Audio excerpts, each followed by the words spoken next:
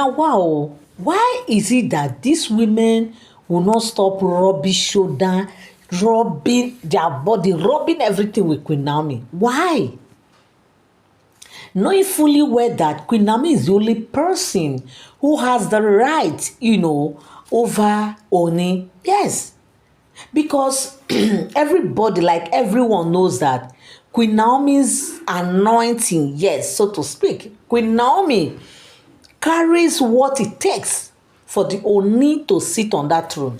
Like every man needs a woman, and the woman that is supposed to reign and rule with Ooni is Queen Naomi. So because of that, several Ifa priests, several kings, yes, obas, yes, several people, men of God, name it, have been coming to tell the Ooni that look, including Yanifa, everybody, like they are coming to tell the monarch that look, even Queen Naomi herself, they're also telling her that look, if you don't return to this palace, and only if you don't stick to Queen Naomi, you may just don't know, because Queen Naomi is just like the backbone.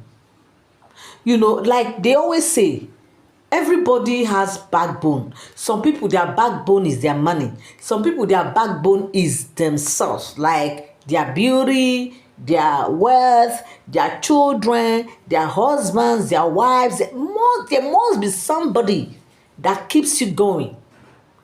There must be somebody that when you are faced with situation, when you are in kind of a crossroad, when you listen to that person, when you see that person, you have a kind of a relief. You feel as if whatever comes my way, I can cope, because you know that that person, some person self, is their parent that is their backbone. But in the case of Ooni of Ife, aside from the fact that he has the backing of his family, the father, Paropo, and the sisters who are solidly behind him, okay, Queen Naomi remains that one woman who happens to be that one person who is to reign and be with Ooni for life.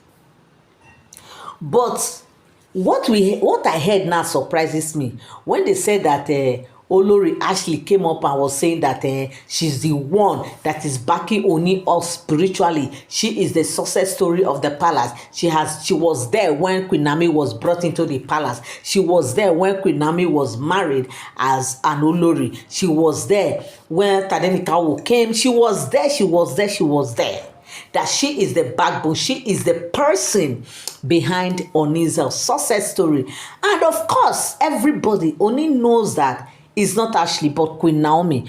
Because for the fact that you carry calabash, you do all those stuff, does not mean that you are the one, okay? Which everybody knows that. In fact, there was a time we actually heard that Ashley was actually doing all those things just because he want to get to Ooni, just because he want to get to the heart of the monarch. He wants to just be in that place where the monarch will see her as his all in all. That is the reason why she started doing all those, carrying all this calabash, going to the water, doing all those things.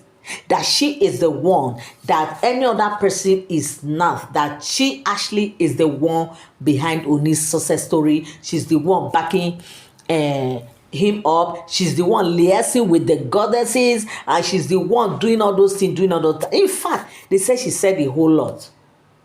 But the fact is, Queen Naomi, who we know that she doesn't talk like others, she doesn't behave like others, she has a way of just keeping quiet, she has a way of doing her things. They say of course, when she heard this issue, she didn't even say anything. Of course, what do you expect her to say? Queen Naomi don't have anything to say, because they said an empty vessel makes the loudest noise, like we all know. That's why Queen Naomi doesn't talk, but her body language speaks it all. Okay. So, because of all these things, they said Ashley is now parading herself, say that she's the one behind Ooni, she's the one liaising between the goddess to him and everything and everything. And Queen Naomi is just like, what a minute? Do you know what we've passed through? Do you know what our eyes have seen? Do you know what even the Onis eyes have seen in that palace? Just because Ashley is trying to prove something that nobody knows. She's just trying to prove a point that nobody cares about, because that thing she's trying to prove, she is never there. She is never there. Instead, she has been there rubbing shoulder with Queen Naomi, using her elbow to push Queen Naomi like this until she succeeded in pushing Queen Naomi out of that place. Is it that one you will come and say you are the one, the success story? That even when different women were coming and going, you were there. Meaning what? You can be there, but it doesn't mean that you are the one that is meant to rule with the Ooni. You can be there, but that does not mean that you actually meant well. Who even know? Maybe the presence of Ashley is even the one bringing all this luck. Should I call it luck or ill luck to Ooni? Because it's not luck. Maybe if she was not even anywhere in the picture, maybe Ooni wouldn't have been where he is today. Maybe Queen Naomi would have still remained in the palace. Maybe other wives that left before Queen Naomi would have still been there.